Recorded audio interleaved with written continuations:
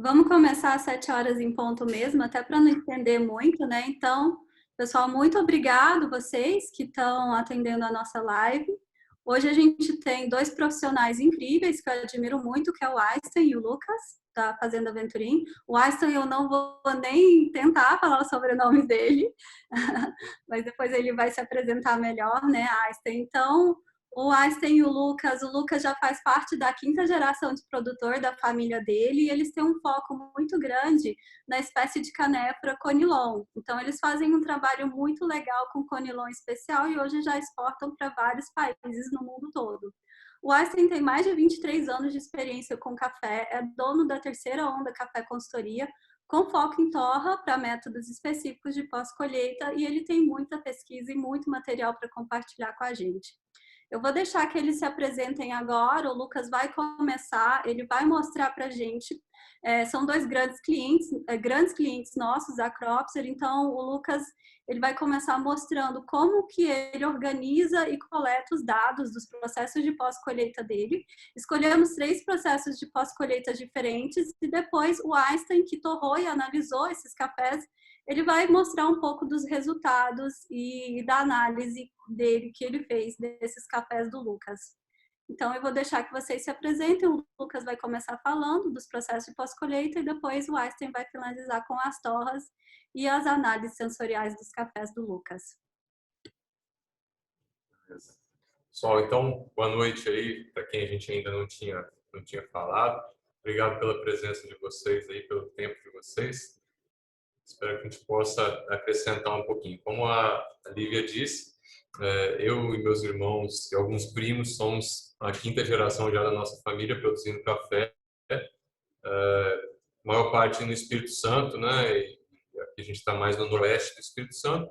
E desde 2007 a gente está 100% focado na nossa propriedade em produção de conilon especial. Produzir café especial com essa espécie que é bastante, até então era muito marginalizada nos segmentos especiais. Realmente tinha pouca oferta desses cafés de alta qualidade, mas felizmente nos últimos anos aí essa realidade está mudando e a gente precisa continuar estudando, continuar aprendendo. Estou aqui hoje com o maior prazer falando com o nosso primeiro professor aqui de cafés especiais. A gente teve a oportunidade de conhecer lá em 2015. A gente fez o primeiro contato, se disponibilizou a vir aqui e falar com a gente que não entendia quase nada e apresentou esse mundo dos cafés especiais para a gente. Então, é sempre que eu tenho oportunidade, eu gosto de agradecer publicamente, porque esse cara aí é responsável por quase tudo que a gente está fazendo hoje. Bom, eu vou compartilhar a minha tela aqui com vocês para mostrar, a Lívia disse para a gente mostrar direto do sistema nosso, que fica um pouco mais dinâmico, vai ficar um pouco mais, porque quando a gente coloca no PowerPoint, né, a gente consegue organizar as coisas um pouquinho melhor. Mas vamos tentar por aqui. E só um minutinho. Mas eu acho que pelo Propster também dá para organizar e o pessoal ver como que funciona, né, direto. Não, é legal que dá para ver a usabilidade do sistema, mas, por exemplo, quando a gente está usando o sistema, a gente vai trocando de páginas, né, dentro do próprio sistema. Eu deixei aberto aqui as páginas em várias abas, e aí antes de começar aqui, já estava me embananando com isso, porque para usar aqui, até para não demorar, às vezes, a carregar, a internet pode dar uma travada e tal. Então, às vezes, é isso que eu estou dizendo, às vezes a gente acaba se atrapalhando por estar movimentando as telas de uma forma diferente. Mas olha só, essa aqui é a interface, então. Vocês estão vendo a minha tela, gente? Então, tá vendo aí, Lívia? Sim, tô vendo. Beleza. Então, essa aqui é a interface inicial do sistema, né? É a conta que a Cropster mantém na nuvem de todos os usuários. No caso da gente que é usuário do Origins, então também tem esse menu a mais aqui, né? Do Origins. Tem, dependendo de como você trabalha, se trabalha só com laboratório, você vai ter só aqui amostras, torras, qualidade. No nosso caso, a gente tem essa parte de origem, que envolve também o estoque, envolve a amostra, porque a gente faz o controle de qualidade, as torras que a gente faz também, perfil de torra, tanto de amostra quanto da nossa microtorrefação, e a parte de qualidade, onde ficam concentradas as provas, né, análise de física de qualidade, e aí depois tem uma aba extensa aqui de relatórios e outras configurações. Eu queria colocar nessa tela inicial para vocês entenderem como que é o fluxo. O que é o fluxo do Origins? No Origins, a gente tem primeiro essa seção de cargas. O que é uma carga? É um café que chegou na nossa estação de beneficiamento. Então, para cada carga que chega lá, pode ser um saco, pode ser um caminhãozinho, pode ser uma carrocinha de trator, enfim, qualquer quantidade que chega, a gente abre uma carga, né? Uma carga de café, como essa que está aqui. Ele cria uma identidade para essa carga. Eu selecionei já uma carga que a gente vai falar mais aqui, só para vocês verem, que é um dos lotes que o Einstein vai falar depois, que é esse Honey 49. E aqui ficam listadas, ó, se eu remover o filtro aqui, ficam listadas todas as cargas aqui, vai carregando aqui. Às vezes a internet dá umas pegadinhas assim na hora da live, por isso que eu queria deixar aberto, tá vendo? Pronto, abriu. Então, isso aqui são várias viagens de café que chegaram na nossa última safra, né? Tá vendo pela identificação aqui, ó, FV de Fazenda Venturim, o ano 2020, e aqui os vários lotes que chegaram lá. Esses daqui ainda a gente não chama de lote, ele tem uma nomenclatura diferente, porque às vezes a gente junta duas cargas pequenas para fazer um lote, né? Então, dependendo de qual for o processo, pode ser que a gente combine algumas cargas dessas para fazer um lote. Vou colocar aqui de novo, 49. Bom, além da gente identificar, quando a gente faz a entrada de uma carga, a gente precisa especificar qual que é o processo. Então, na fazenda, qual que é o processo de pós-colheita que a gente vai submeter esse lote, que é os temas principais aqui que a gente vai estar falando hoje. Então, lá na fazenda, a gente tem vários processos. Então, natural fermentado, honey seletivo, lavado, isso aqui são testes que a gente fez, cereja descascado, que é o nosso carro-chefe, né? É o que a gente faz maior volume lá na fazenda, na linha úmida. Depois o natural verde, natural boia. Natural verde é o café que a gente não consegue descascar, tá, gente? E natural, honey fermentado, enfim. Diversos processos você pode cadastrar, tantos quanto você queira desses processos, inclusive fazer diferença. Se você tem, por exemplo, um talhão lá, eu tenho uma variedade, tenho Catuai, e na outra eu tenho Bourbon, outro talhão eu tenho Bourbon. Se você entender que é importante para a sua fazenda apurar os resultados desse processo de forma diferente, você pode ter um cereja descascado, por exemplo, Bourbon, e um cereja descascado Catuai. Ou você pode ter um cereja descascado do talhão A, um cereja descascado do talhão B, porque você sabe que o do talhão A ele recebe menos insolação, então ele dá um rendimento diferente. Esses processos, eu vou abrir um processo aqui para mostrar para vocês. Deixa eu só tirar isso aqui, um cabeçalho aqui na frente.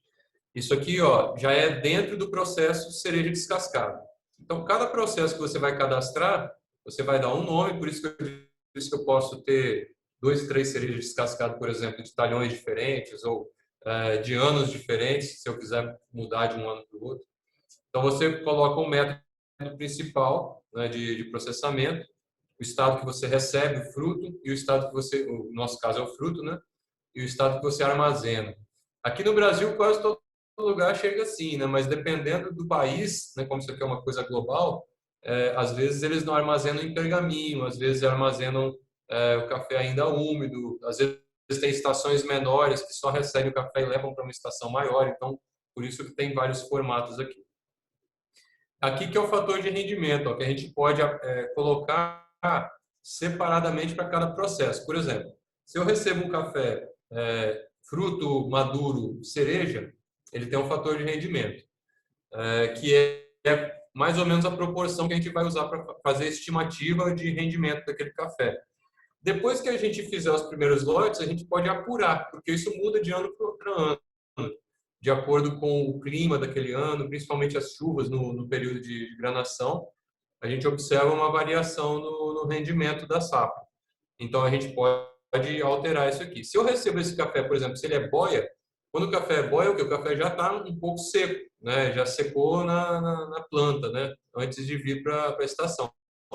Então ele vai ter um fator de rendimento um pouco maior, né? Em relação ao volume que ele ocupa, porque ele já está meio seco, né? Então é importante também você poder diferenciar de acordo com o processo. O que a gente estava conversando um pouquinho antes da live foi que foi acrescentado mais recentemente essa parte aqui que eu achei super legal, ó, são as etapas.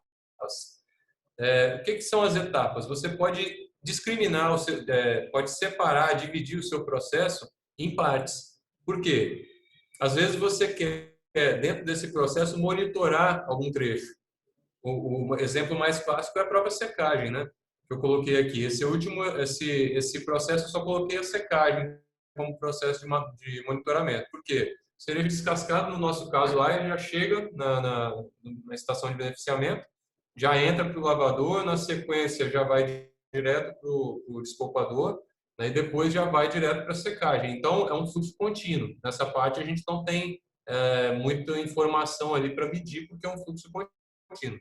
Agora, na secagem, ele passa um tempo, né? Passa aí, em média, 2 dias ali na secagem mecânica. Então, aqui você estabelece um período, né, uma duração média prevista, e depois eu vou mostrar para vocês no outro lote que está aberto aqui, como que a gente vai alimentando essas etapas com informações. Por exemplo, durante a secagem, eu posso registrar a temperatura do secador em vários momentos, ou a temperatura que ele está lá no pátio secando, por exemplo. Posso registrar a umidade do ar, posso registrar, enfim, uma série de informações. Se a gente estivesse falando aqui na etapa de fermentação, não é o caso desse café que ele não passa por fermentação. Eu posso registrar a temperatura também da massa fermentando, posso registrar o pH, a variação de pH durante o processo de fermentação, em vários momentos. Então, isso aqui dá uma expectativa muito legal, porque a gente armazenando esses dados, estava falando com a Lívia, daqui a pouco a gente vai poder traçar, igual a gente traça uma curva de torra, a gente vai poder traçar uma curva de secagem do lote de café. Vai poder traçar uma curva de temperatura na fermentação, que seria na cerveja, né? Eles têm a rampa, né, de temperatura lá que o pessoal que faz cerveja aí usa também para poder definir algumas características sensoriais da bebida final. Enfim, tendo esses dados armazenados e sistematizados, eu acredito também que a gente vai conseguir evoluir bastante em qualidade aqui em função disso também.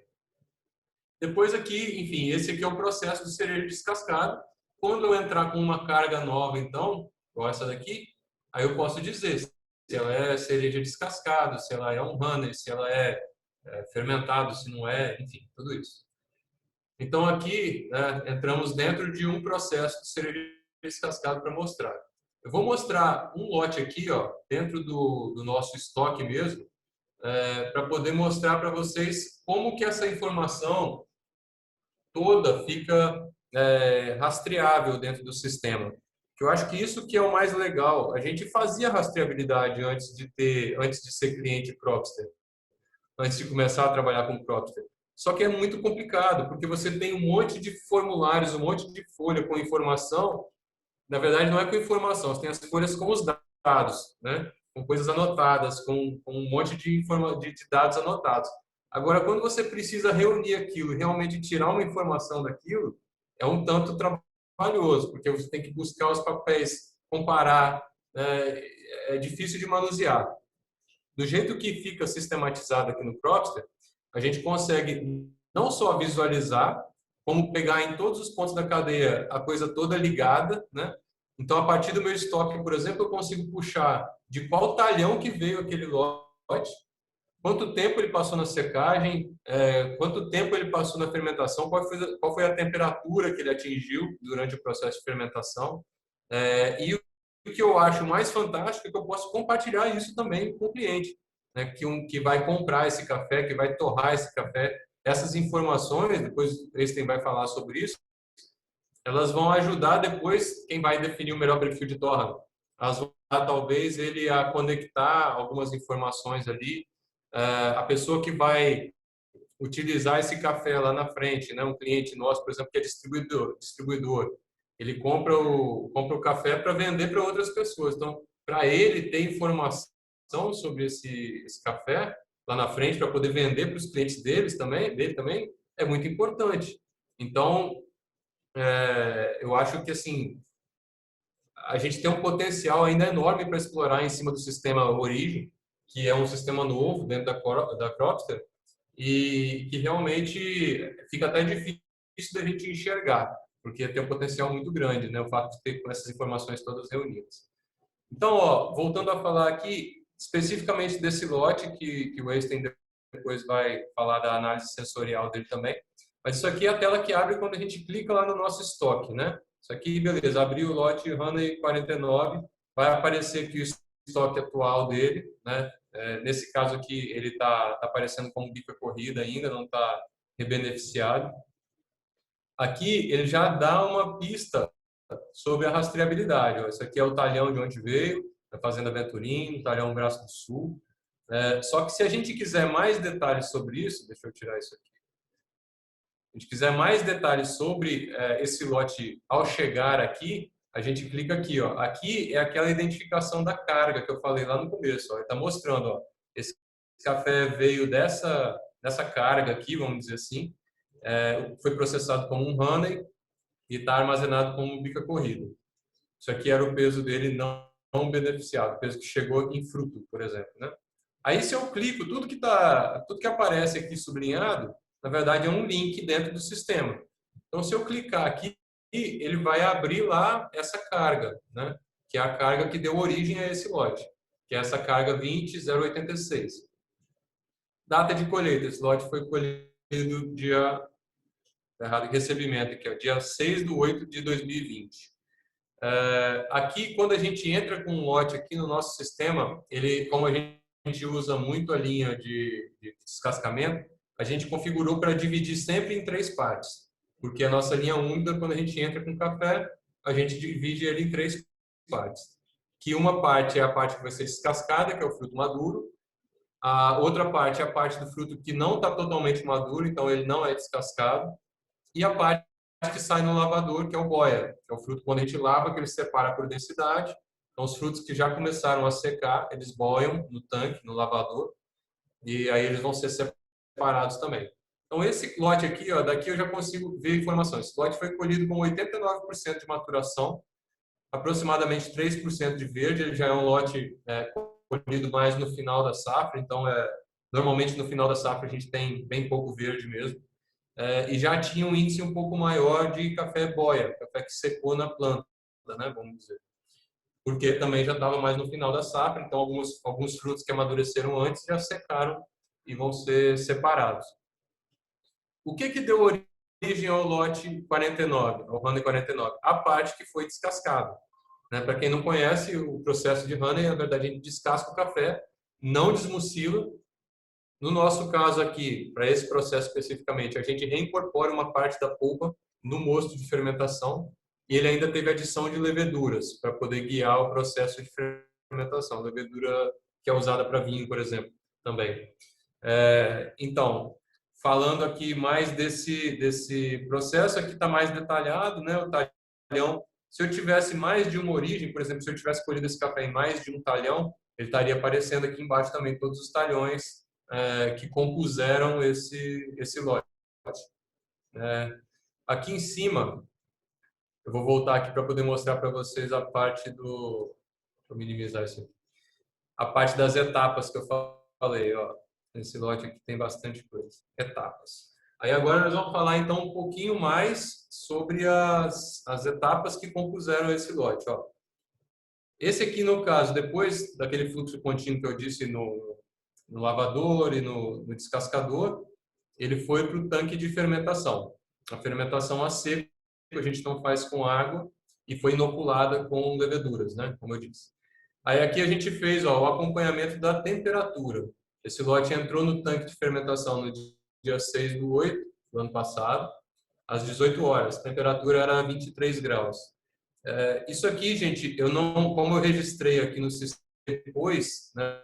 Porque essa parte das etapas foi lançada depois depois da safra, da nossa safra pelo menos, a gente foi colocando aqui manualmente. Então, eu não coloquei todos os registros de temperatura, coloquei só a cada 24 horas. Normalmente, a gente faz esse monitoramento de temperatura aqui 4 vezes por dia.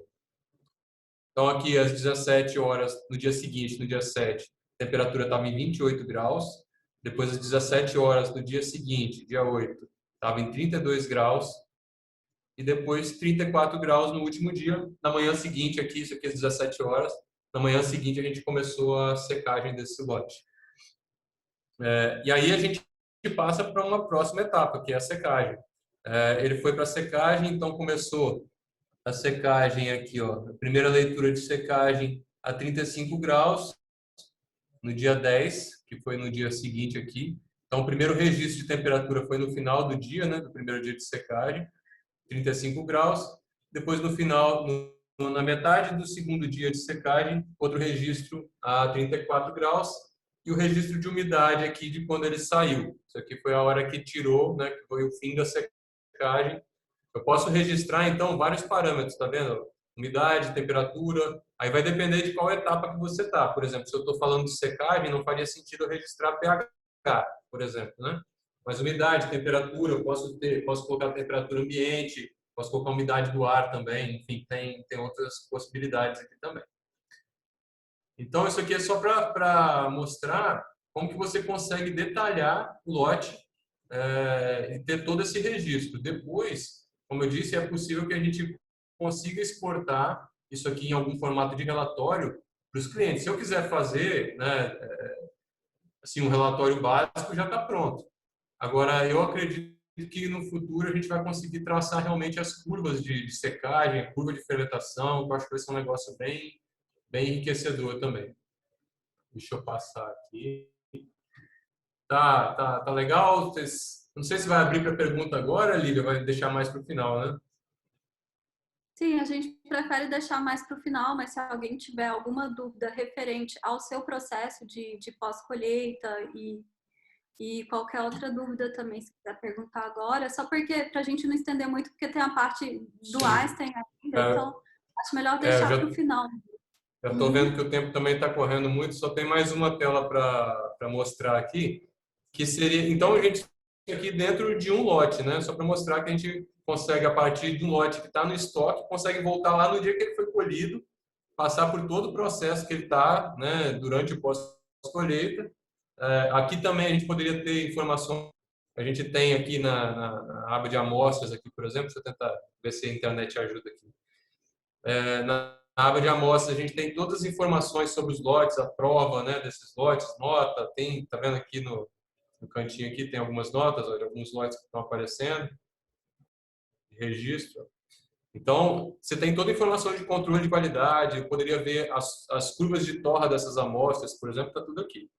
A última tela que eu queria mostrar é o relatório de colheita, que também foi lançado agora, foi disponibilizado há pouco tempo, mas ainda vai, acredito que ainda vai vir muita coisa aqui para assustar a gente, mas já tem uns resumos bem interessantes, uns insights bem interessantes, né? Aqui tem os totais colhidos, armazenados, você pode exibir de várias formas diferentes, se você quiser filtrar, né? No caso, quem tem mais de um rebenefício, a gente só tem um mesmo na entrada do processo. Eu poderia filtrar por processo, poderia filtrar por variedade, enfim, várias formas diferentes.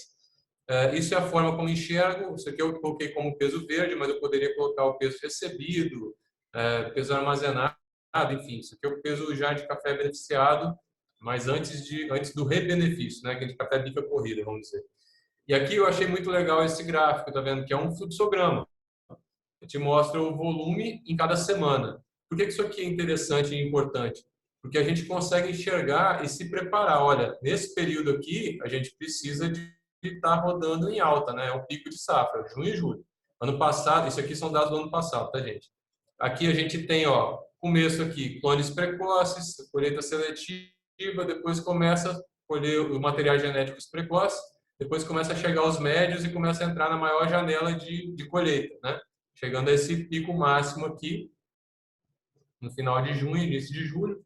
Esse ano parece que vai atrasar um pouquinho a nossa safra lá, em função do clima também.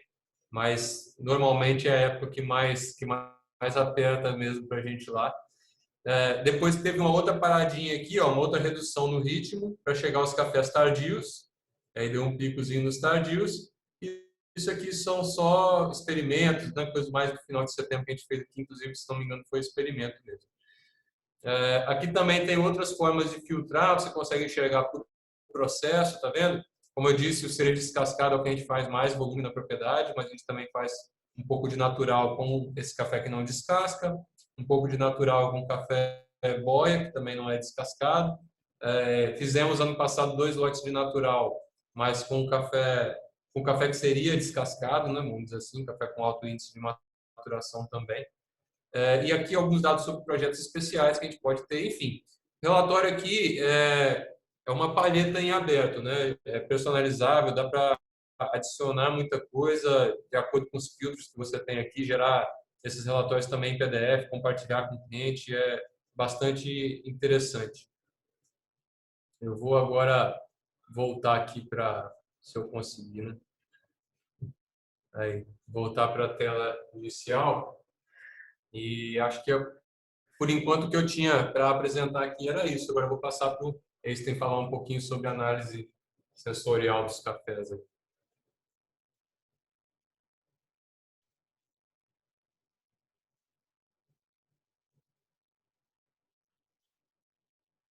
E aí, gente, tá me ouvindo? Estamos te ouvindo, Laster.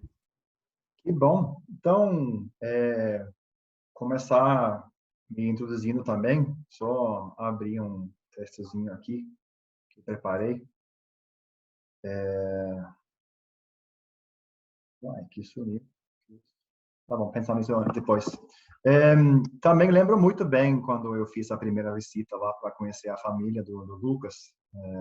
Foi um bom ano, eu tinha começado esse tipo de trabalho, tinha estudado muito e foi muito legal ver eles. Acho que ele falou que meio sabia de nada, mas não, já sabia de muita coisa importante. E o que eles mais precisavam, eu acho, era saber que estava no caminho certo e ganhar algumas ferramentas, vamos dizer, né, para conseguir trabalhar melhor ainda e chegar mais rápido. E bom que tenho essa sensação hoje que eu consegui ajudar eles com isso, chegar mais rápido, é isso, cortar o caminho.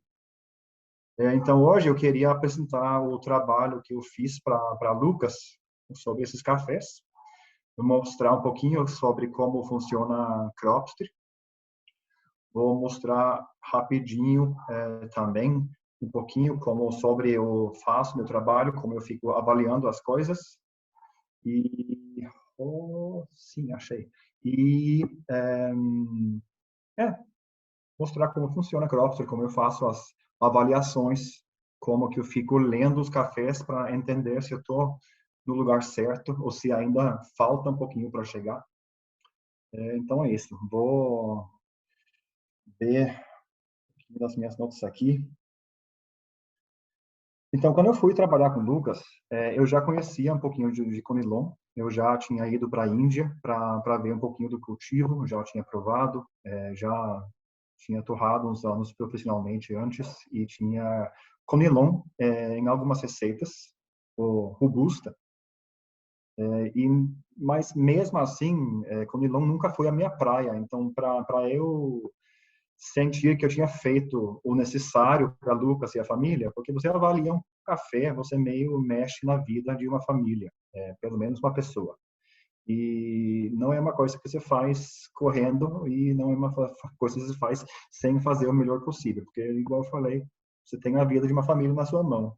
Então, como eu não trabalho com Conilon no dia a dia, eu fiz muitos testes para entender e ver como que eu podia explorar melhor esses cafés e foi através tentando comprovar isso e durante esse trabalho gerei um monte de dados legais que vou mostrar para vocês aqui hoje, porque vai mostrando como que é possível trabalhar mesmo sem ser, por exemplo, o Robusta Graded, eu posso fazer esse trabalho, é só desligar algumas coisas para avaliar diferente e ler e apreciar os cafés por o que eles são, e eles são diferentes.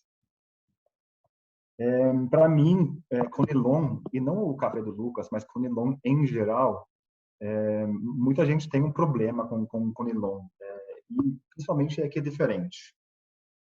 Para mim, quando eu provo Conilon comercial, eu muitas vezes vejo um tratamento que mostra mais um pouquinho de abandono do que é normal na arábica, eu acho. Então, muita gente que acham que eles conhecem Conilon, eles conhecem café que de repente não foi tão bem tratado, que de repente foi secado, meio rápido, meio quente, porque o preço do mercado do Conilon é um pouquinho diferente, o jeito de trabalhar é um pouquinho diferente, e não é que não tem chegado quanto igual a arábica, por exemplo, mas o mercado assim, simplesmente demanda uma coisa um pouquinho diferente, e não tem essa grande busca ainda por cafés super limpos.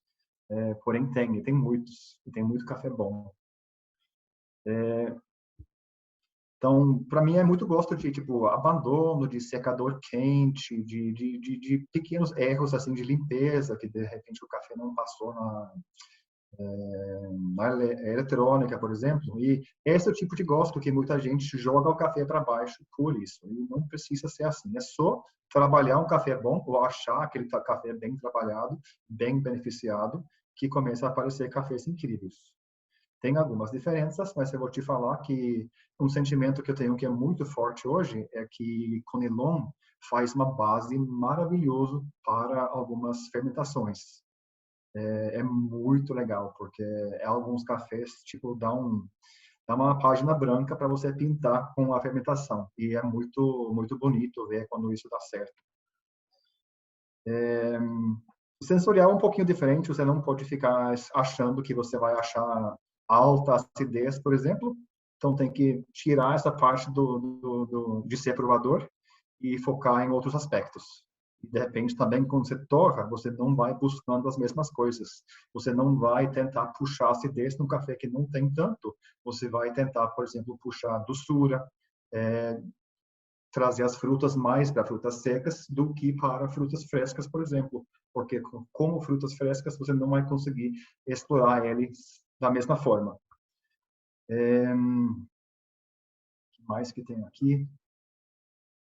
Então, comecei a trabalhar esses cafés aqui, alguns, para entender melhor que o Lucas estava esperando beneficiar e abrir um beneficiamento novo que ficou pronto um tempo atrás. E aí eu recebi uns cafés em novembro, comecei já a trabalhar. Então, tenho muito tempo pensando nisso, muito tempo trabalhando esses cafés. E pouco tempo atrás eu recebi mais algumas amostras. Sabia nada sobre eles, fora os nomes, os códigos. Então, eu vou apresentar como eu vejo isso. E agora eu tenho mais dados, mas quando eu recebi não tinha tanta coisa. Então, é melhor gerar dados do que receber, porque você nunca sabe sobre os dados que você está recebendo. Pode ser, por exemplo, que você vai receber uma medida de umidade que foi feito num medidor não calibrado e, por exemplo, que está errado. Acontece isso. Rapidinho sobre como eu faço meu trabalho. Eu passo os cafés na peneira, porque eu quero saber sobre a mistura deles, para avaliar um pouquinho a colheita e o que acontece no campo. Eu faço análise física, que é olhar aspecto, cheirar, obviamente passar na peneira, ver os defeitos. Eu vou tirar a medida de umidade e densidade, os dois são muito importantes. E faço uma torre de leitura para começar a entender o café. A partir disso, essa hora de fazer essa torre de leitura, é só fazendo alterações para explorar e deixar esse café se desenvolver e ficar o melhor possível. Às vezes você faz isso em 3, 4 torres, outras vezes você apanha com 15, 20, 30, até acabar o café. Então, não sempre é tão fácil, porque os cafés, eles reagem de uma maneira que você não sempre consegue controlar. Tem alguns cafés que são misturas de cafés diferentes, e eles ficam mais difíceis ainda de controlar. Então, a peneira eu gosto muito para então ver rendimento, para ver se está adubando direitinho, se os cafés estão granando direitinho. Isso fala um pouquinho sobre como eles foram produzidos na fazenda. Então, é uma boa visão que você ganha lá. A água também é importante. Vocês vão ver que as amostras do Lucas são mais úmidos do que é normal para café arábica.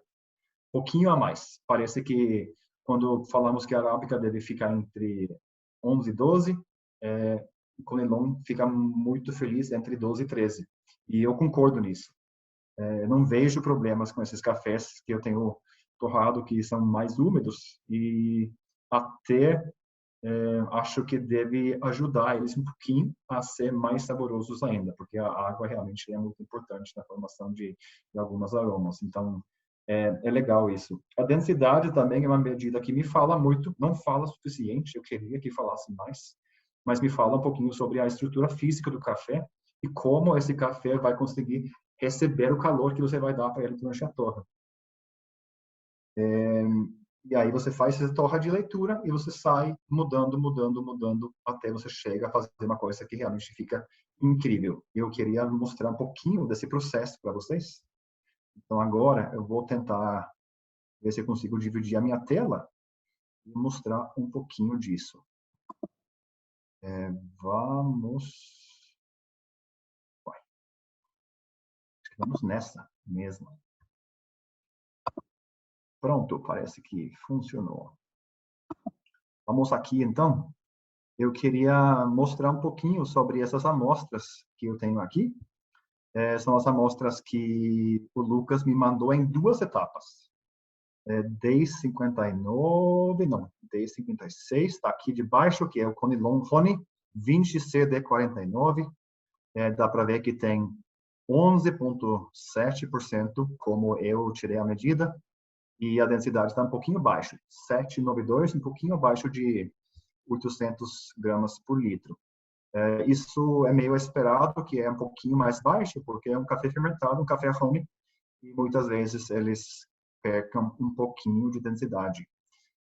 Aqui de cima tem os cafés mais novos, tem o 20CD31, que é um peneira de C6, e tem o mesmo café, porém ele foi beneficiado um pouquinho diferente.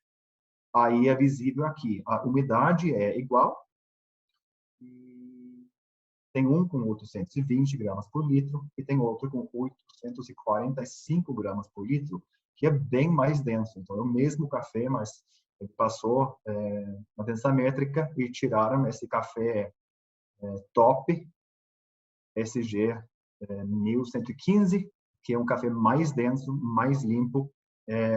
Pode falar que você tem um espectro menor de densidades, você tem um café super limpo, então ele reage de forma mais previsível e de forma bem limpa no torrador, isso é bom.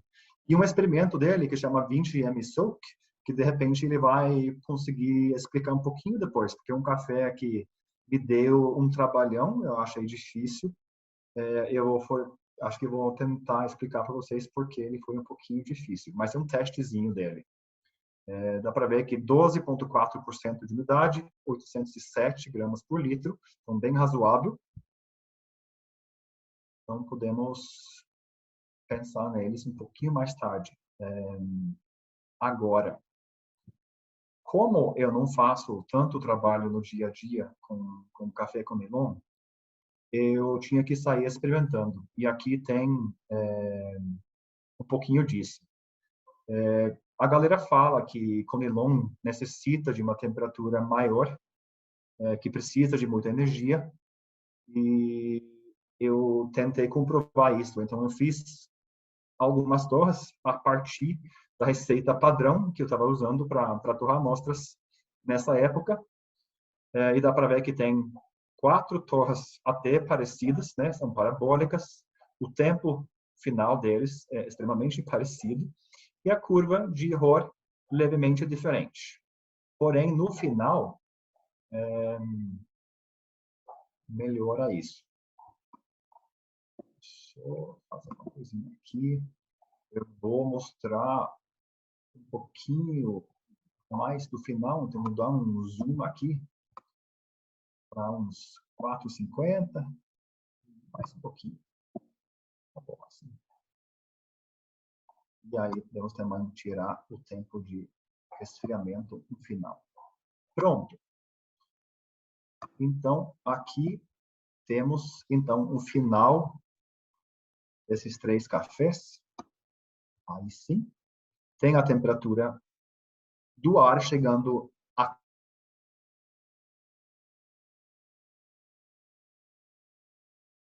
dentro do café, ajustado para mostrar temperaturas normais. Então, aqui tem temperatura final de... Coisa acima aqui. Pronto. Temperatura final de 221 graus. É muita coisa. Aqui temos temperatura final de 217,6, 8. Aí vai baixando. Realmente, eu comecei, eu acho, baixo e fui subindo, mas tá tudo bem. Também podemos olhar aqui e ver não só dados do café verde, densidade, etc., mas também podemos ver tempo de desenvolvimento, aonde correu o primeiro crack, se você consegue lembrar ou escuta para marcar. Você tem a temperatura inicial, que é importante também ver que é muito parecido de café para café, isso é muito bacana, e a temperatura final. Então, temos várias temperaturas aqui, de bem baixo para bem alto. Então, aqui são, então, a minha pesquisa para achar aonde esse café começa a passar o ponto. E além de fazer essa curva, a curva de Rohr, a descida aqui, também tem que ser razoavelmente bem feito para isso ter alguma significância.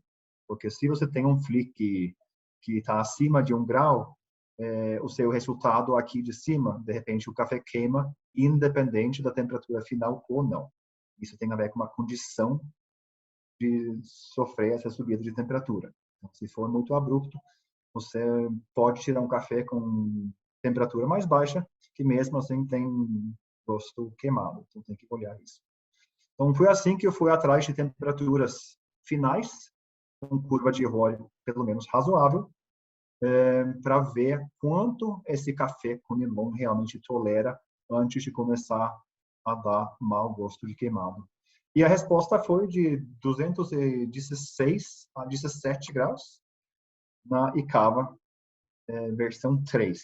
Então, isso aqui não vai ser igual de torrador para torrador. Então, você tem que fazer a sua própria pesquisa de temperatura final com aquele café e aquele equipamento. Mas isso aqui indica como fazer, então isso é bom. Se você vai além disso, eu vou precisar voltar um pouquinho aqui para mostrar mais. Pronto. Se você vai além disso, esses cafés não provaram de forma maravilhosa. Foram provados, obviamente, os resultados estão aqui. Aqui tem um que fala padrão limpo, sem muita personalidade. Porém, é um café que não ficou torrado muito bem e não ficou com pontuação muito bem. Essa pontuação pode subir bastante com uma torra mais adequada. Essa torra aqui foi uma coisa inicial e não foi adequada. Tem um aqui que tem tempo final, 220, saiu menos astringente, gosto prolongado e limpo. Tem um aqui que deu chocolate de leite, nibs e cacau, mas agora estamos com outro café, então não é tão válido. Mas mesmo assim dá para ver que o tempo de desenvolvimento, 2:4, 2:3. Aqui tem um pequeno bug, então vai ter que desconsiderar. Eu mexi um pouquinho nos dados e eu fiz um pequeno erro.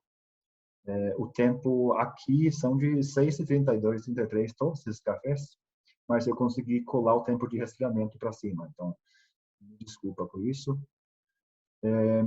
Mas dá para ver que temperatura muito baixa não dá pontuação muito alta, temperatura alta também não dá, e lá no meio tem um razoável, outro razoável, e aí eu fixei, queria tentar fazer essas receitas mais próximas de 216 possível.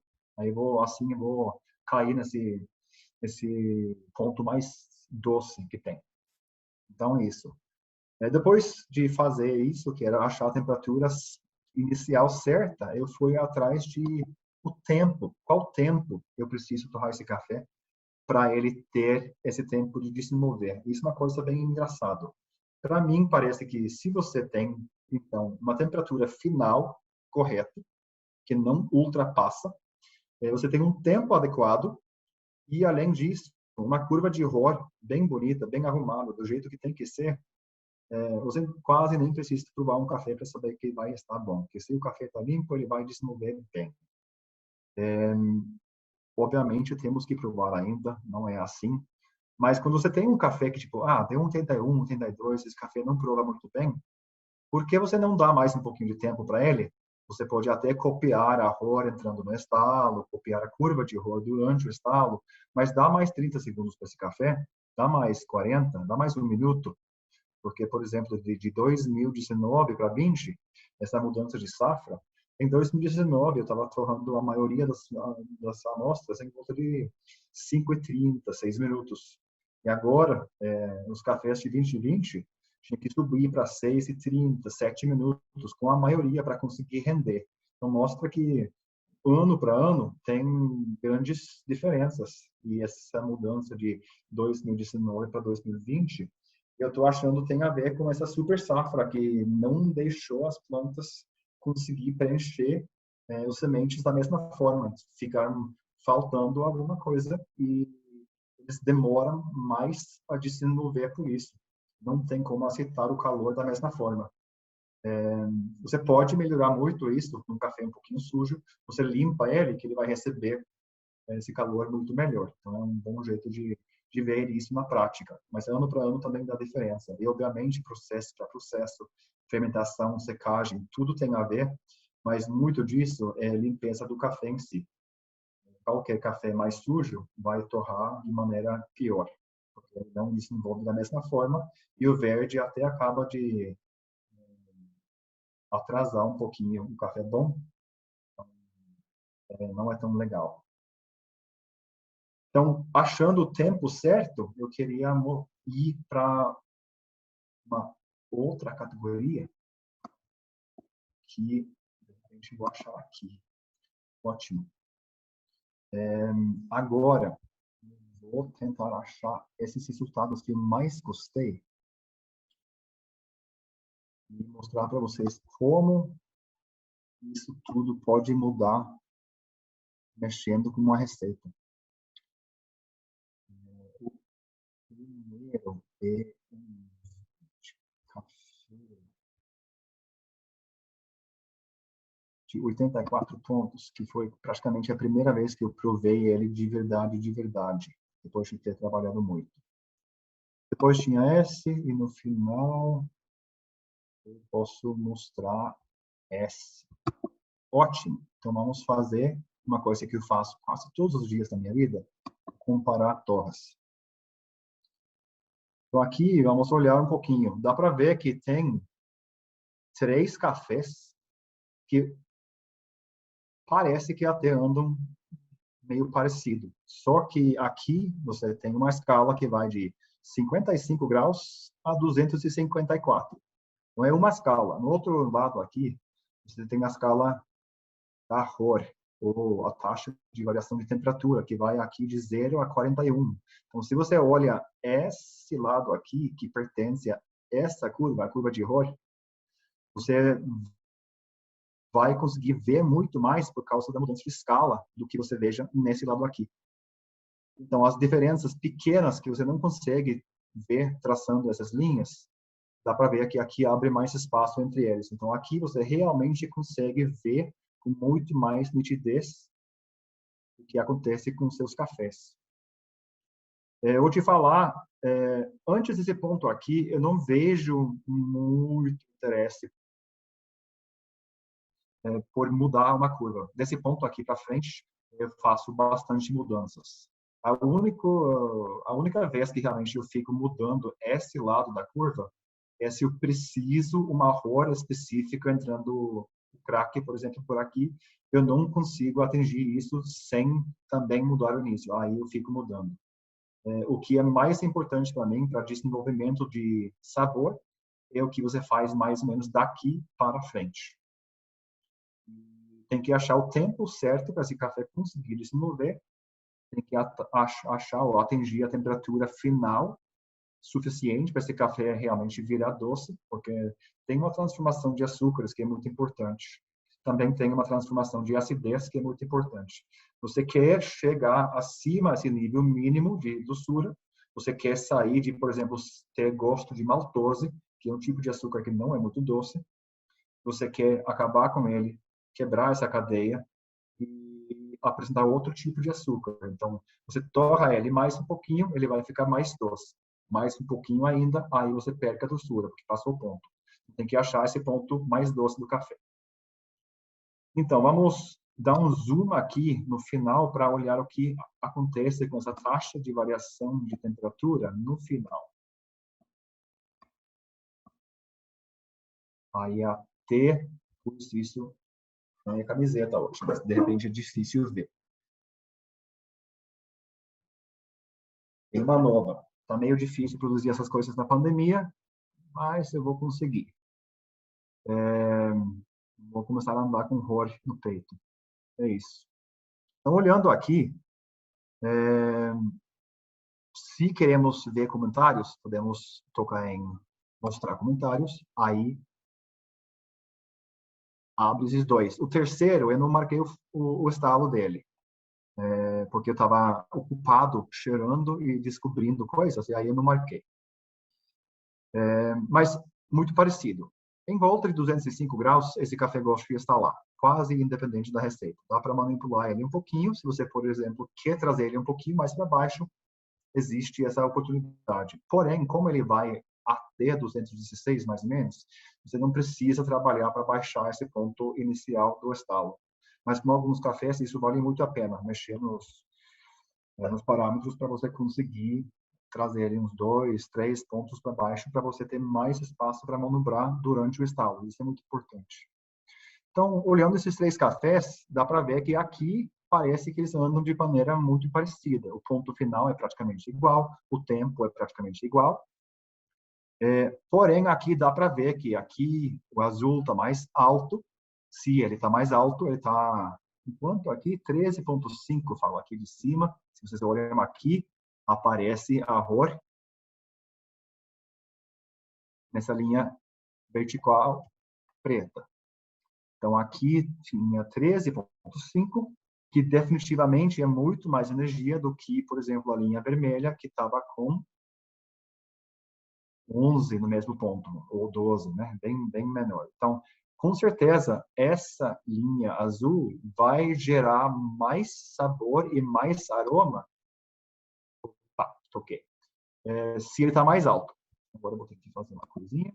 Vou aqui. Não era para fazer isso. Mas às vezes fazemos erros. 3, 2, 1. Tadá. Então, eu só tenho que dar zoom de novo. Vamos nessa. Um pouquinho demais. Tá ótimo. Então, dá para ver, por exemplo, que essa linha azul estava andando com mais energia nesse ponto aqui. Aí vai gerar mais aromas do que, por exemplo, a vermelha. A laranja está andando aqui no meio. Aqui, que é tipo meio andado, o estalo, cruzam, passam a ser iguais por um tempinho curto. Aí o azul, ele foi embora e deu, não é um flick, ele não subiu, mas isso também é uma coisa que agrava, que você vai sentir no sensorial. Qualquer coisa aqui na descida, se dá uma subida que é legível, mas se fica abaixo de 1 grau para cima, talvez você consiga salvar o café. Se fica mais do que 1 grau a subida, eu não acho que você vai conseguir salvar esse café.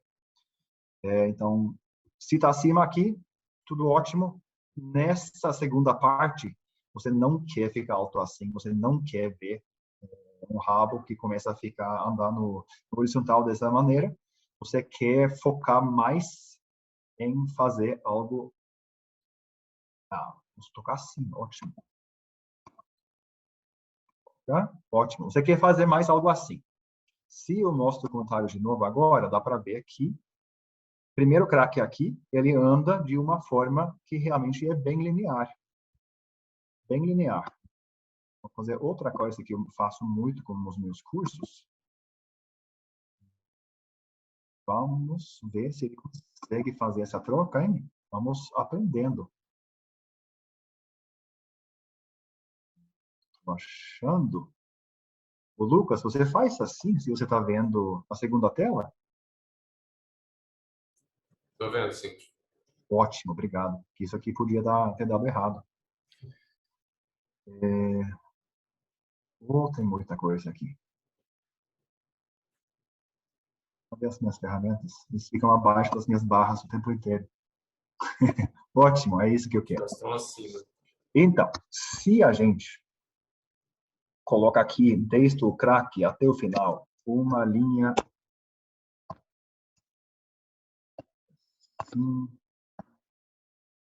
assim, só para ilustrar. Então, é uma rua que desce de forma muito linear. Não tem como fazer isso. Mas, por exemplo, mostra que essa curva aqui tinha dois vales aqui, onde ele não desenvolveu tanto sabor. Então, de repente, esse café aqui podia ser mais rico. Nessa parte do cenário, você já está no segundo parte do estalo. Então, aqui na primeira parte, estamos tentando desenvolver o máximo possível de sabor. Aqui, na segunda parte, estamos tentando não estragar o que já fizemos. Então, você pode até ter uma curva que desce abaixo aqui agora, mas você com certeza não quer ver nada acima, para super simplificar. Se trocarmos a régua pelo transpirador, eu posso fazer uma coisa bem diferente, que é bem mais interessante. Se a gente... Opa, não é assim. Se a gente consegue trocar de cor, se a gente consegue fazer algo assim, a nossa experiência vai ser muito mais rica, porque a gente vamos conseguir desenvolver o café muito mais, deixar ele bem limpo, que aqui ele ainda está sendo protegido pela água que está saindo do café. Mas se você chega para essa parte aqui, o segundo parte do estalo, você perca essa proteção da água, que também resfria o café. Muitas vezes é a água mesmo que deixa o café não desenvolver. O café explode de forma tão violenta no tambor, liberando tanta umidade que ele vai fazendo essas baixas inicialmente por isso. E no final, ele muitas vezes seca rápido demais, você não consegue baixar a energia rápido demais, e o café, a arroz começa a subir e o café queima. Então, muito comum torrar café que fica cru e queimado no mesmo tempo. E aqui é a explicação, porque alguém torrou ele para ficar assim e depois assim. Aí só vai ter gosto de nada e queimado. Então, vamos sair dessa e voltar para o normal. Não vou salvar. Pronto. Então, isso foi uma micro curso de como fazer leitura. E eu vou te falar, vamos puxar isso mais um passo para frente agora. Eu vou olhar essas curvas junto com o resultado sensorial. Então, dá para ver, esse café 84,25 pontos, doce, nibs de cacau, uva passa. Isso é uma coisa inicial. Fruta seca, chocolate de leite, nibs, seca a boca, um pouquinho astringente. Astringência, muitas vezes, é um café que não foi torrado suficiente. E aí, azul, né? Dá para ver que o azul, ele anda assim no final, ele tem essa parte horizontal, e além disso, ele tem algo que lembra um pique que está lá na divisa entre o primeiro e a segunda parte do estalo. Então, tem uma coisa perigosa aqui, tem uma coisa perigosa aqui. Fora que ele faltou desenvolver, faltou energia entrando no estalo. Isso também é marcante. De repente, é isso aqui que levou esse café até pelo menos 85 pontos, né? Ele baixou. E isso aqui no final que eleva um pouquinho a aspereza, que leva, por exemplo, esse aqui, né? Que tem ameixa seca, amêndoa, chocolate e leite, doce, marcipan, frutas secas, aveludado, complexidade alta. O que leva frutas secas, tá tudo bem. Chocolate e leite, sim, tem coisas que mexem aqui, só que falta nibs não tem aqui. Nibs é o quê? Nibs é uma coisa meio astringente, né? Então, eu acho que a falta de desenvolvimento nesse ponto aqui deixou esse café com 84 pontos e não 88, junto com essa parte elevada no final. Se olha só o vermelho, dá para ver que também tem alguns problemas. O crack real começa por aqui. Dá para ver que o café estava com problemas de resfriamento, aí a Icaba conseguiu salvar o dia devido à programação e reprogramação de receitas. Deu um pequeno bug aqui também, um pouquinho falta de desenvolvimento, mas pelo menos essa parte aqui é bem legal e deu para cortar antes de dar flick. Então, isso aqui é o que você precisa para melhorar um café. Vamos só comparar os dois, então. A distância aqui é importante. A distância aqui é importante. Fala de diferenças. Esse aqui é bem diferente. E no final das contas, isso aqui faz que o café... Aqui falta o pico, aqui falta o pico. Isso levou um café meio astringente, não tão doce, que secou a boca e deu nibs de cacau para dar chocolate ao leite e ser doce e ser rico. Voltando para ver aqui, ameixa. Ameixa, para mim, é a fruta seca mais complexa que tem. Ameixa seca. Amêndoa. A amêndoa também podia ser uma coisa menos agradável, mas a amêndoa é uma coisa doce, aromática. Marcipan fala aqui também que é feito de amêndoa com açúcar de confeiteiro, para quem não provou. Mas complexidade alta e mostra tudo. Além disso, eu torrei ele de novo, porque eu sabia que eu precisava, comprovar o resultado, e aí tem que, pelo menos, ter duas coisas parecidas. E eu queria também tentar corrigir um pouquinho essa curva vermelha. Então, agora, vamos colocar de volta a última curva. E vamos tirar a primeira, só para simplificar um pouquinho. Então, dá para ver que nessa área aqui, em média, eu não sei quem anda com mais energia, mas de repente realmente é a laranja mesmo, a melhor. Que ótimo. Aqui também tem mais energia, que significa desenvolvimento de mais sabor e aroma. Aqui também está levemente acima, estamos dentro dessa primeira metade ainda, porque dá para ver a laranja se estica mais uns segundos. E no final, não deu nenhum pico desagradável nessa horror. Fora isso aqui, mas é tão pequeno. Aqui no pico ele está com 6, que já é muito baixo. Isso também ajuda, porque anda mais devagar, né? E aqui 4.5. Então, isso aqui é meio o limite de flick que dá para ter nessa altura da festa. Aqui no final não dá para ter nada. Então, por isso que esse café final subiu mais um pouquinho. Daí começou, ele continua com a ameixa seca, virou mais complexo ainda, então deu bolo de chocolate amargo, que realmente também leva algumas lembrancinhas de acidez junto, compota de frutas secas, licoroso, meu xarope. Deu um leve erro no final, deu para sentir isso na xícara, não está escrito aqui, e estou falando desse aqui. Aí, detectável, mas não muito grave. Então, desse jeito aqui, eu fico melhorando a receita. 1 torra, 2 torras, 3 torras, 4 torras, 5 torras. Às vezes demora muito para chegar, às vezes não chega, mas é dessa maneira aqui.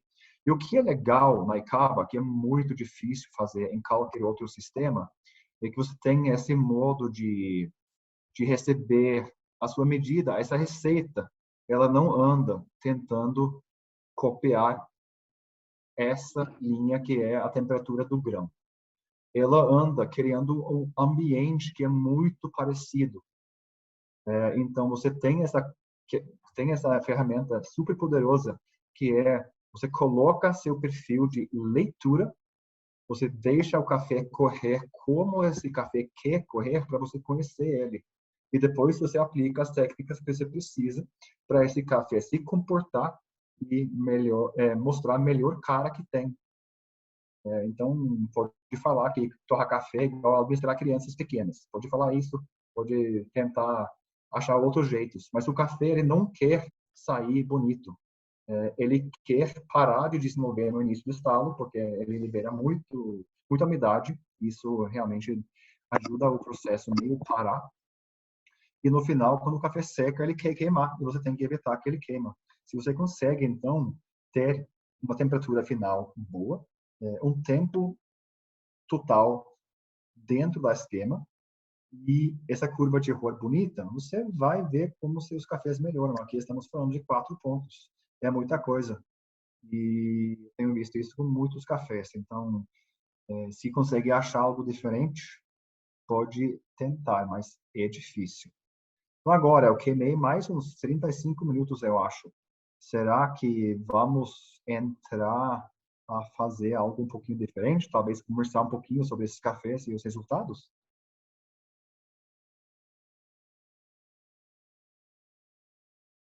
Eu vou ter que parar de dividir a minha tela, né? Ótimo. Vai. Stop share. Pronto.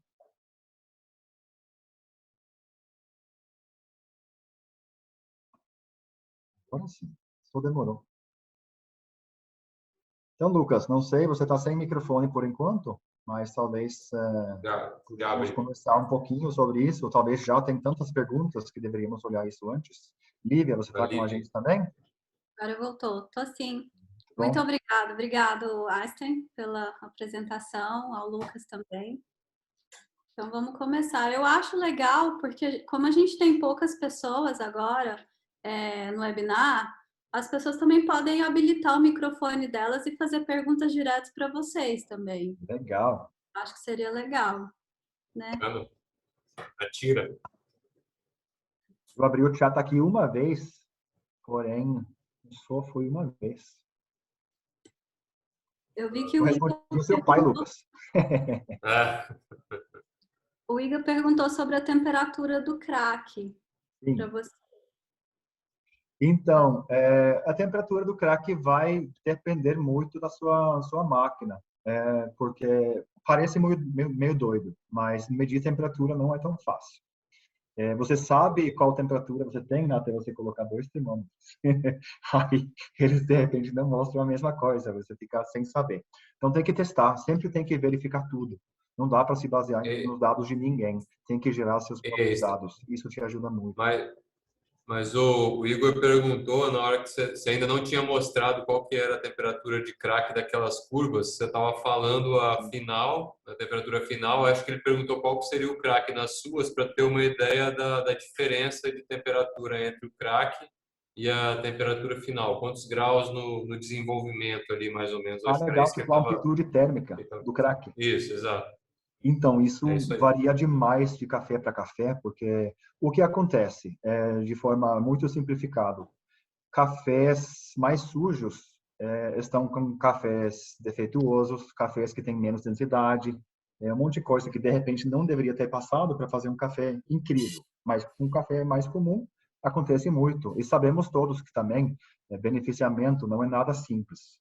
É caro, é difícil fazer direitinho, e muitas vezes você perca muito café. Então é uma questão de dinheiro, muitas vezes também, de rebeneficiar um café 3, 4 vezes e perder tudo para produzir nada. Então, os equipamentos não são perfeitos ainda, de repente nunca vão ser.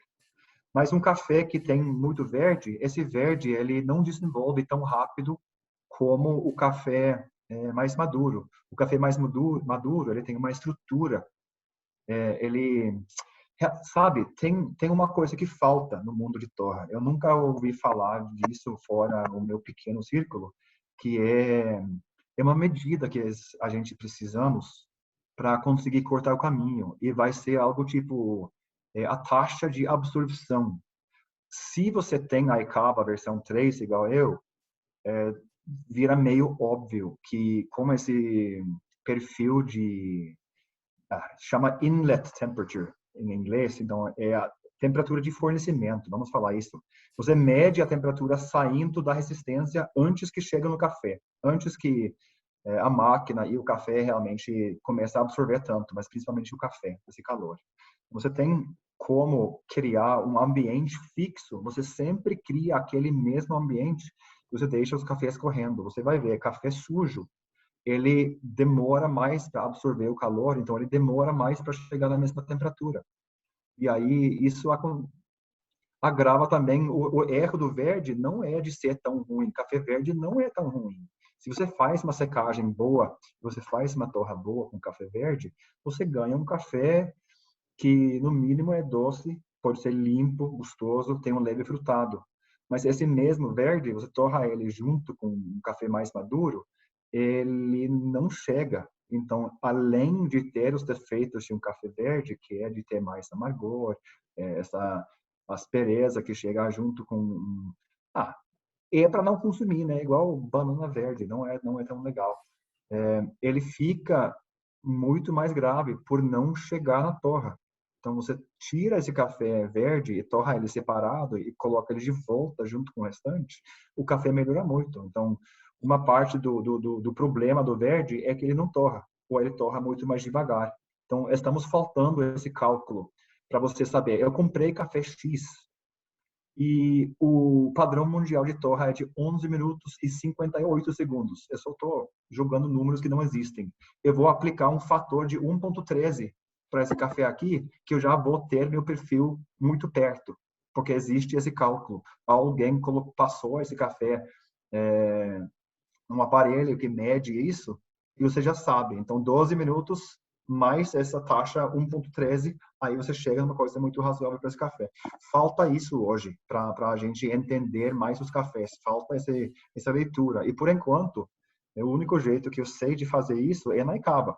Você coloca um perfil e você deixa um monte de cafés diferentes correr, e você vai atrás dos dados para ver onde tem correlação. E onde você vai achar é na limpeza do café. E também que, por exemplo, alguns cafés fermentados não mostram uma corrida muito diferente do que um café menos fermentado, mas outros mostram. E os cafés fermentados que mais mostram essa diferença, também na densidade do café, né, que a medida pode cair 20 gramas por litro, por exemplo, os cafés mais fermentados. Parece que sempre tem uma perda de algo junto com esse ganho de sensorial. De repente, o café fica muito mais saboroso, porém, ele vira mais difícil de realizar, porque ele demora um pouquinho mais. Aí, quanto mais uma receita demora, também a sua faixa de erro que você pode aplicar no final, sem fazer muitas manobras, vira muito difícil. Então, para mim é meio isso. Então, um café que normalmente instala com 200 graus, você cata tudo que tem nele de verde, de concha, etc., que vai atrapalhando o café. De repente, você consegue baixar o ponto de estalo com 3, 4 graus nesse café. Aí, você ganha 3, 4 graus de espaço de manobra entre o estalo e o final, que é maravilhoso, porque muitas vezes o café sujo, ele começa a estalar com, por exemplo, 205 e ele começa a queimar com 208. Você não tem espaço para você manobrar. Então, esse café, você, por exemplo, pode limpar ele, que você vai ganhar mais faixa para você trabalhar com mais conforto e conseguir fazer as manobras. Ou você pode aplicar algumas outras mudanças na máquina para também tentar trazer esse ponto de estalo para baixo, porque dá para estar com parâmetros errados e sempre jogar esse estalo para cima, sem saber. Muito interessante. Tem o Rodrigo Pereira, ele perguntou para você. Ele pediu desculpa por ter chegado atrasado, perguntou se falou algo sobre desgaceificação mais prolongada do conilon, se não foi falado alguma coisa que se possa fazer durante a torra para diminuir esse tempo. Sou da Nero. Então, do Anero, eu acho que eu não entendi. Vou ler aqui. Não. É o mesmo, é o Rodrigo do Anero, obviamente. É o Rodrigo do Anero. Anero Café. Sobre a Então, o Conilon, ele A principal diferença que eu vi, e isso realmente não foi falado, então foi ótimo para alguém realmente perguntou, né? É, e isso não olhamos porque eu realmente fiquei estressado, porque eu vi que tinha uns dados alterados, que eu estava olhando umas coisas antes do webinário e aí eu mexi com os números lá. Mas, por exemplo, quando eu for torrar um café arábica, é muito comum que a minha receita finaliza com 20 a 21% de desenvolvimento. Então, tem que lembrar que é uma torra de 6:30, 7 minutos.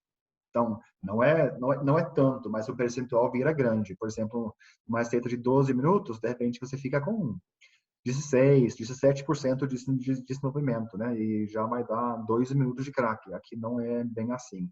Mas onde um café arábica finaliza com, por exemplo, 20, 21%, que é o mais comum para minhas receitas, eu podia puxar robusta até 26, 27. E só com ganho no sensorial.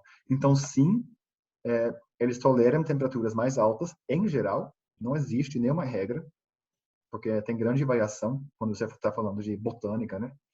Tem um pouquinho de tudo.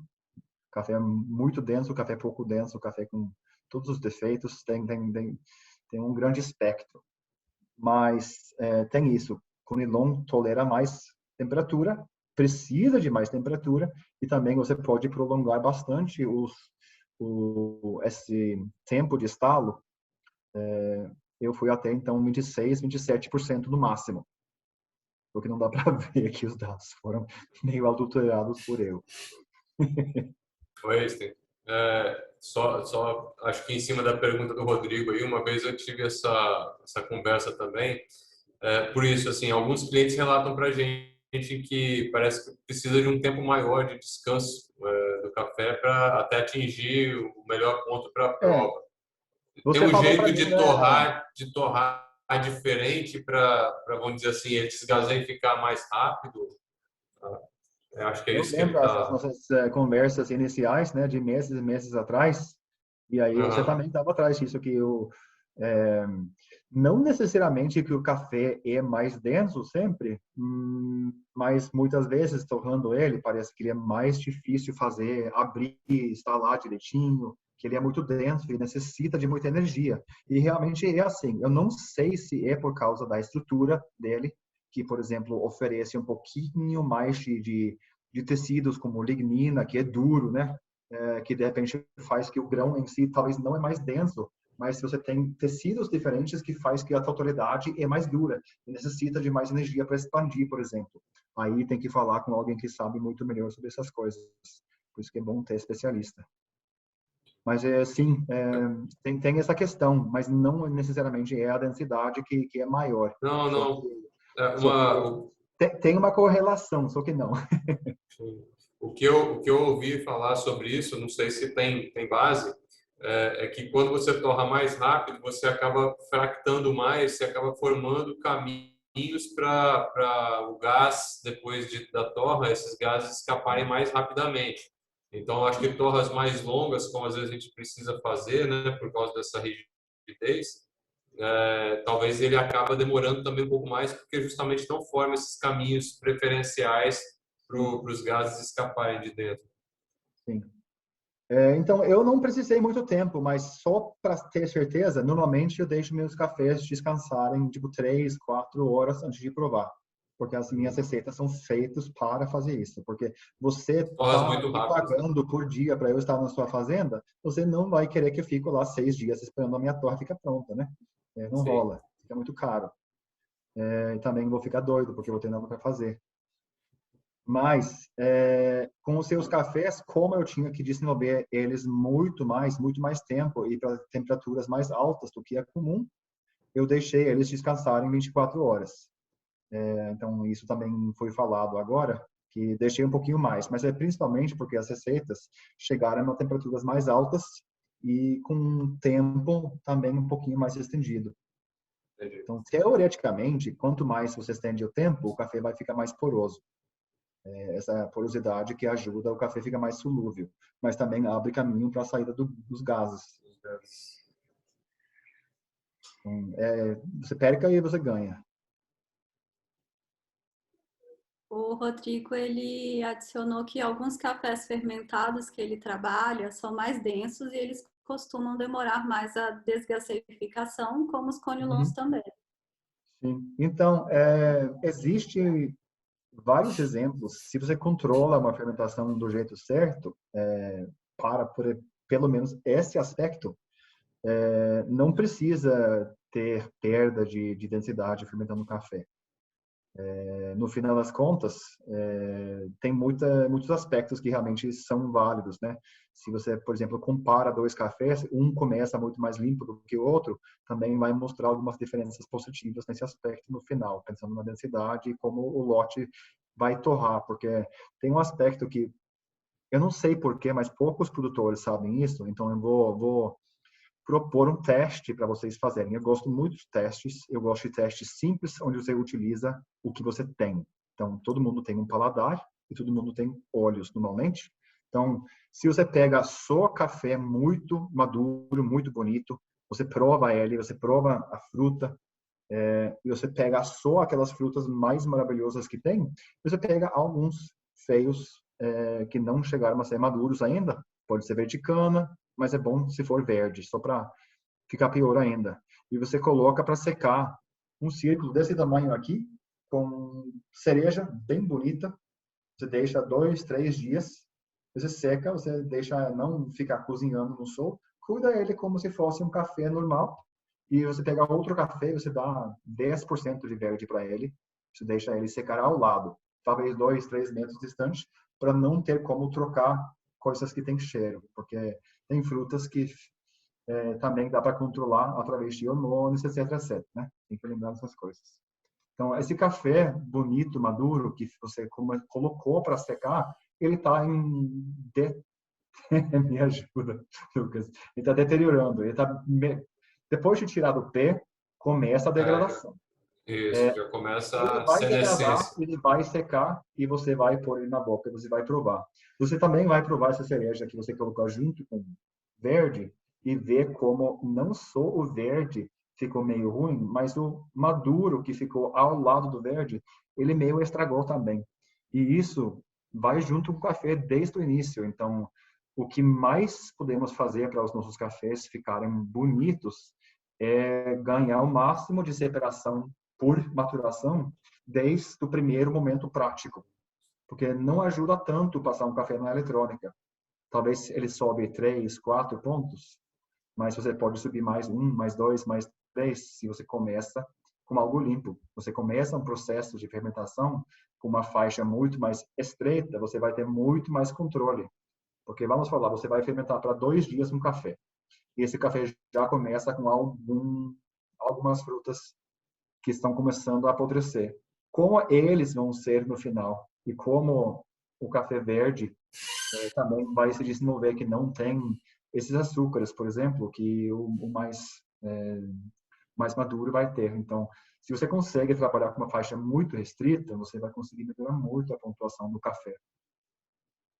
E ele vai também ficar mais fácil de torrar. Isso ajuda muito, porque torrar café é difícil. Então, o segundo ponto que eu queria passar hoje é me ajuda. Temos que começar a pensar em como fazer pós-colheita para ser mais fácil torrar café. Me ajuda. Eu quero saber. Quanto mais gente que tem nessa, melhor.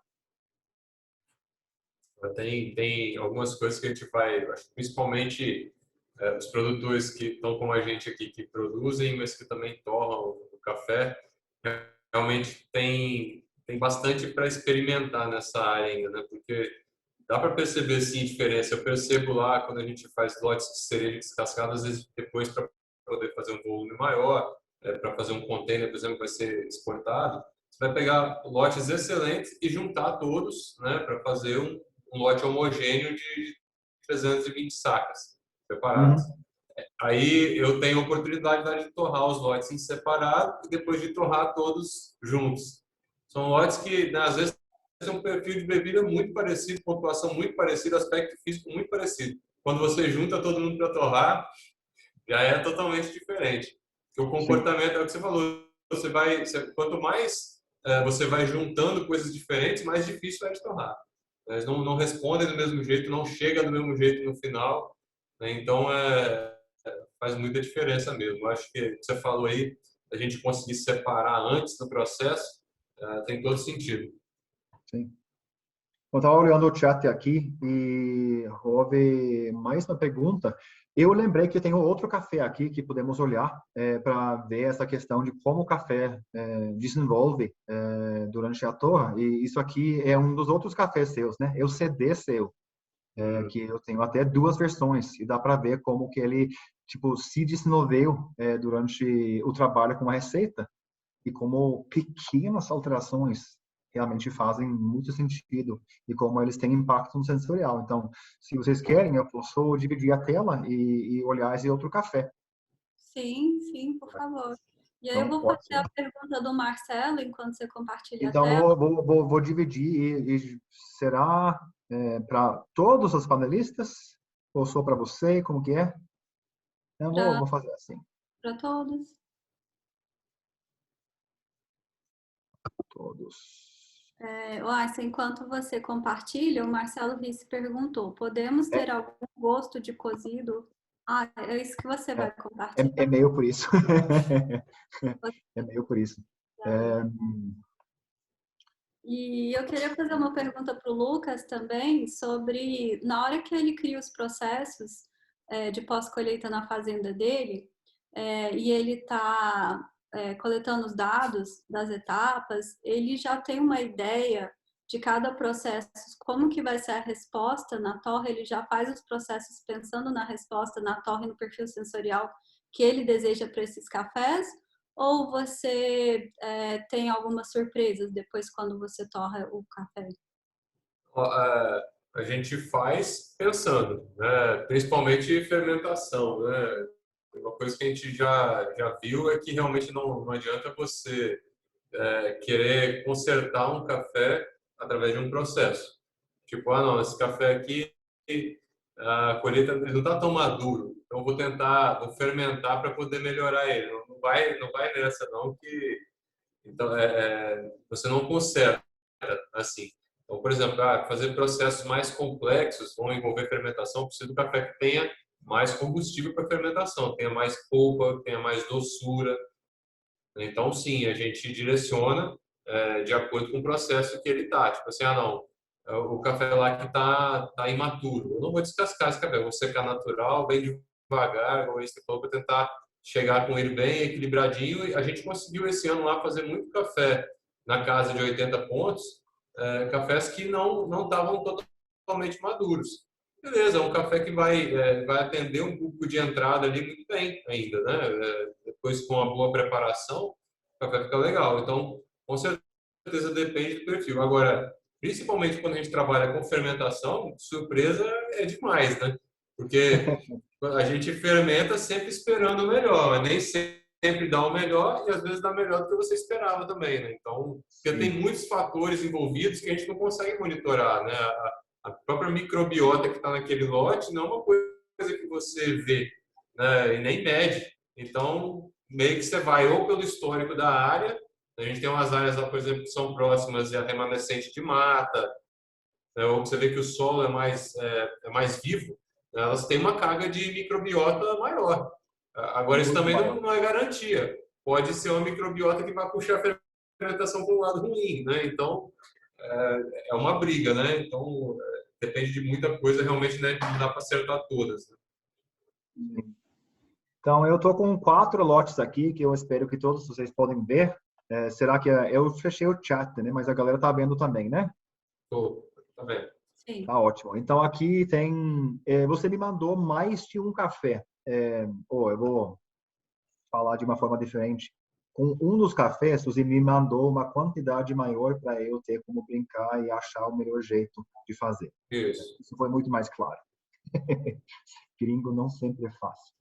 Então, se a gente pega isso aqui na ordem de trabalho, dá para ver que aqui, depois de muito trabalho, eu cheguei a ter uma ideia de como torrar esse café. Uma ideia. Vou ver se esse café aqui tem crack marcado. Ele tem, maravilhoso.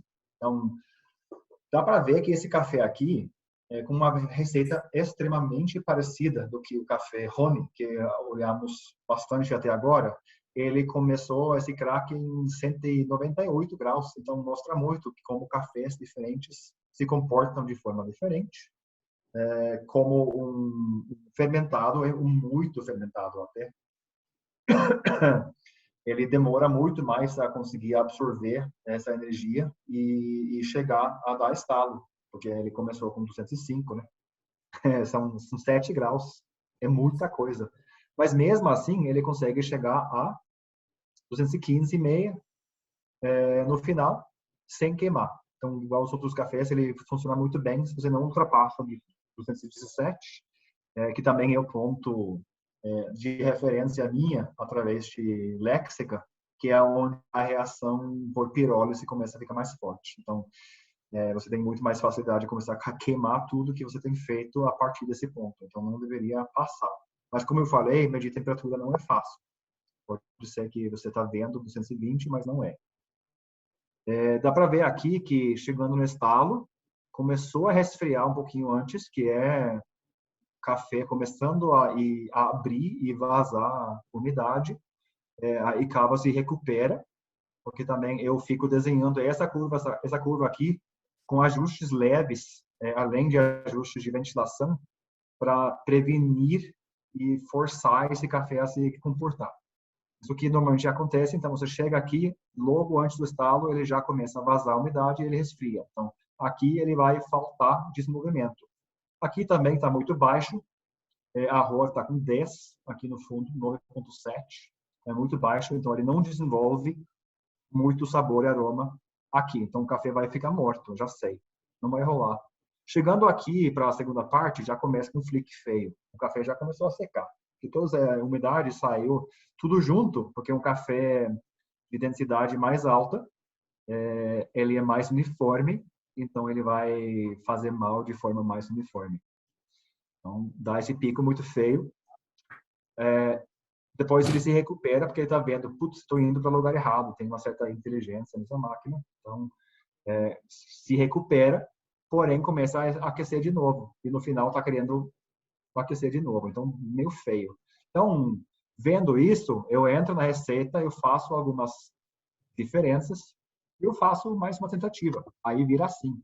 Dá para ver que nessa fase aqui, eu não consegui fazer muita coisa diferente. Mas o meu ajuste matou quase o segundo pico. Porém, não, no final ele voltou de novo. Aí agora já tem 2 erros super graves. E tem outra coisa que é interessante, agora eu craquei por 204,5, então tem uma coisa que acontece na cava de vez em quando que bagunça tudo que você faz. A amostragem é muito pequena, então você torra o mesmo café 3, 4 vezes, às vezes você ganha um desses que é muito diferente. Aí não é problema mais com quantidades maiores. Ainda bem que lançaram um torrador maior agora, que de repente fica acima desse limite. Seria bom. Igual se você faz blend de café, você não coloca nada abaixo de 10 gramas, porque você olha a matemática, tem grande chance de um café não aparecer naquela xícara. Então não funcionou de novo, então vou pular para frente. Então, o que aconteceu agora? Eu consegui mudar a receita para entrar com mais energia nessa parte formativa, chegando até o estalo. Então, ele entra no estalo com 14 de ROR, maravilhoso. Então, muita energia. Ele começa a resfriar, mas ele consegue se recuperar. Vou tirar esses dois para ser mais fácil de ver.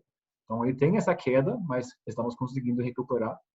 Tem mais uma queda que conseguimos recuperar. O que é interessante você tem esse pico aqui. Será que tinha algo nesse café que estava lembrando algo mais?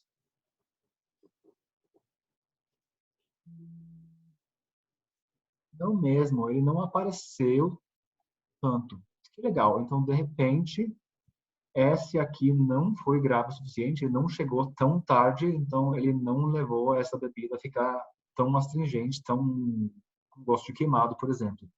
E no final, eu consegui isso. Aí começa a ficar interessante, porque tem uma queda muito linear, é muito bonito.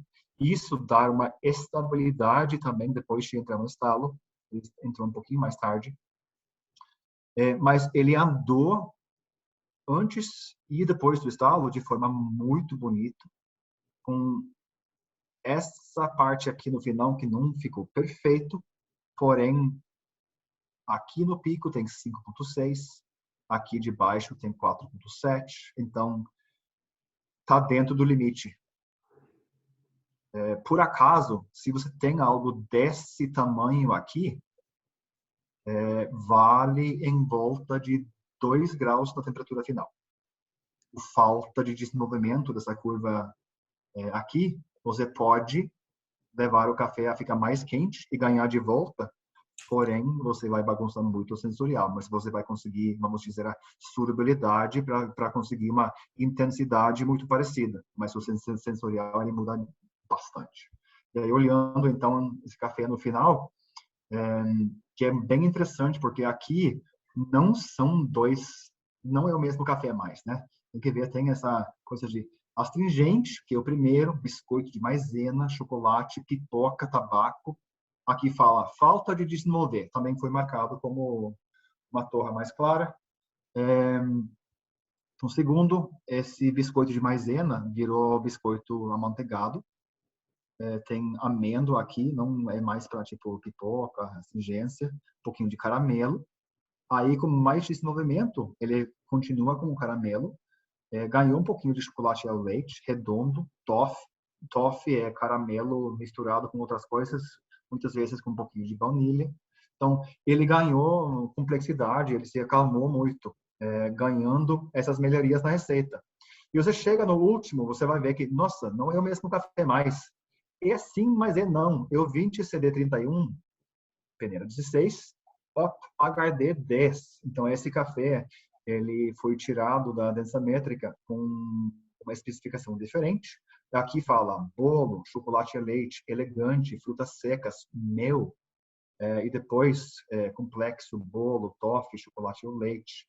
Faltou um pouquinho de desenvolvimento. Então, como esse café aqui é um pouquinho diferente, ele não correu da melhor maneira com a mesma receita. Porém, a mesma receita é boa o suficiente para esse café ganhar uma pontuação boa.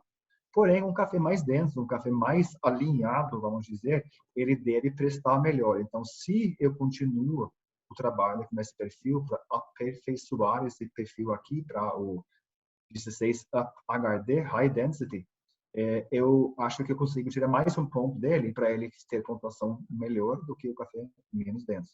Já vi isso várias vezes e eu acredito que vai acontecer aqui também, porque esse café tem alguns marcadores que fala que pode ser desenvolvido melhor na torra, então de repente ele vai subir mais um ponto, talvez até mais.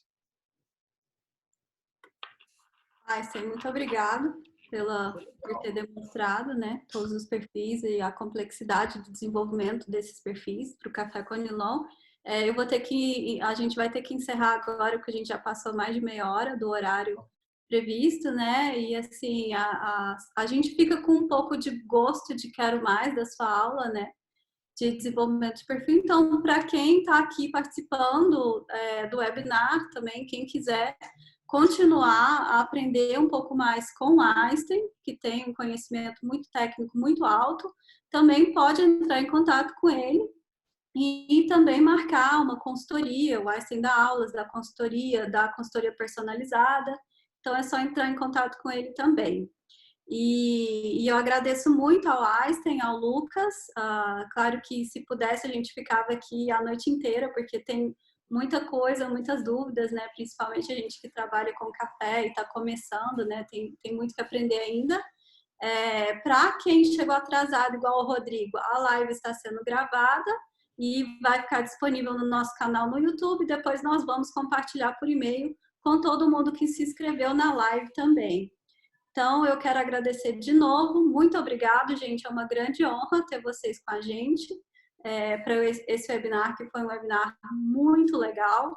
A gente vê desde o começo, no processo de pós-colheita, já pensando no resultado do café na torra e o tanto de experimentos que você tem que fazer, né, para chegar no resultado que o Einstein mostrou para a gente, né, no resultado ideal para aquele café. se vocês quiserem fazer algumas considerações finais e a gente vai encerrar o nosso webinar. E aí, Eu queria Lucas? fazer queria fazer uma consideração só. Eu consegui provar hoje, o Esther mandou para mim essa última torra aí, consegui provar hoje, rapidinho aqui, algumas horas antes de começar a live, e eu tive que ligar para ele na hora para falar, porque quando eu provei esse Honey 49, assim, eu torrei muito esse café aqui, né? É um dos melhores cafés da nossa safra e tal. E eu sempre senti que faltava alguma coisa.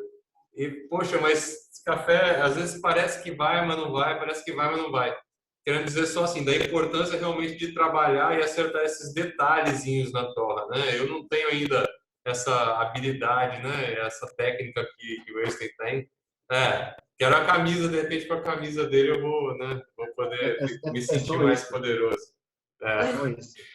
Pois é só isso, é só fazer isso acontecer, né, que é o problema. Mas quando eu provei o café, aí eu falei assim, agora eu tô de boca cheia. Agora realmente esse café deu tudo que ele tinha para dar, porque é isso, às vezes são ajustes, coisas que você olha a curva, você não vê ou não dá valor a uma coisa que é pequena, que parece pequena, mas você vai concatenando, vai encaixando aquelas pontinhas soltas ali e no final o resultado é impressionante. Então, Mas eu parece acho mesmo que que para quem vive café, parece que o café às vezes volta para agradecer, né? Dá umas parece experiências isso, parece boas. que ele chegou ele chegou hoje e falou comigo, falou assim, ó, esse aqui sou eu. E assim, agradeci a ele, agradeço também a Cropster pelo convite, pela oportunidade. Sempre é muito legal bater esse papo com esse, que é um grande amigo, com todo mundo que está assistindo aí, muitos amigos aqui no chat aqui, não deu para falar com todo mundo, mas enfim, sempre que vocês quiserem, estou à disposição. Não, temos que agradecer mesmo, porque agradecer a chance de aparecer aqui, né, de conseguir, de repente, mudar algumas vidas, ajudar algumas pessoas, e também essa ferramenta Cropster, né, porque tenho quantos anos trabalhando com Cropster agora? Acho que comecei em 2016, então vai fazer 6 anos, né? Mas tá bom. De qualquer jeito, eu não podia fazer nada do que eu faço com a Torra sem ter essa ferramenta. Eu estava brigando com isso antes de chegar no Brasil, estava brigando com isso voltando para 2009, 2010, que alguns cafés saíram incríveis e outros cafés não estavam nada parecido e eu não conseguia ver a diferença na Torra. Então, eu passei uma grande parte da minha vida tomando café muito perplexo e eu acho que isso é muito comum. Mas realmente tem uma lógica, não é tão difícil. Que é difícil executar, pode ser. Aí é café equipamento. Mas que tem uma ordem que funciona e que tem meio uma linearidade em tudo nisso, que tem lógica, que uma coisa faz a outra acontecer, com certeza. Perfeito. Eu acho que tem a mesma coisa na pós-colheita, mas vamos ter que descobrir junto. É isso aí. Muito obrigada, gente. A gente que agradece, viu? Obrigado mesmo. Foi uma live muito boa, muito mesmo. Um webinar, né? Um webinar muito bom. Obrigada, viu? Uma boa noite para Valeu, você. gente. Obrigado a Muito todos. obrigada. Boa noite. Tchau.